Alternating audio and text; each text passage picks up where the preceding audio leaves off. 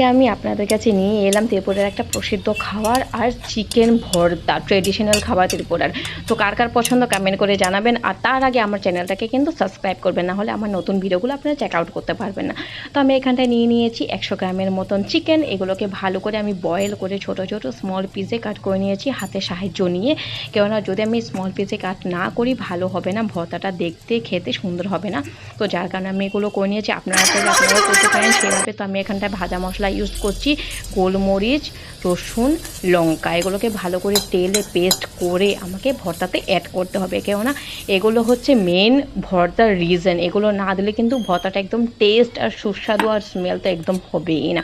তো ভর্তাতে must be এগুলো দরকার পড়বে। তো আপনারা বাড়িতে এগুলো করে নেবেন। তো আমি ছেঁচনি দিয়ে ভালো করে ছেঁচে চিকেনের মধ্যে এগুলো দিয়ে দিয়েছি। তো আমি এখানটায় পাতিলেবু যে গ্রিন কালারের ছিলকেটা থাকে এটা ইউজ করছি, কেননা এটা ইউজ করলে কিন্তু ভর্তাটা ভীষণ স্মেল আর হয়, আর টেস্টটা কিন্তু খুব আলাদাই হয়। তো আপনারা এটা ইউজ করবেন। আমি এখানটা পাতিলেবু ইউজ করছি, আপনারা চাইলে যে কোনো লেবুই আপনারা ইউজ করতে পারেন।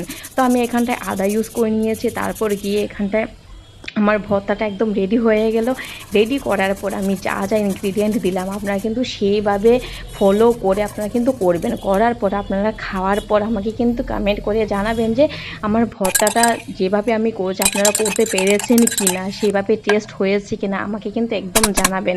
সো আমার এখানটায় ভর্তা করার জন্য সব কিছু ইনগ্রিডিয়েন্ট দিয়ে রেডি হয়ে গেল। ভালো করে আমি মেখে নেব। ভালো করে মাখার পর আমার ভর্তাটা একদম রেডি হয়ে যাবে।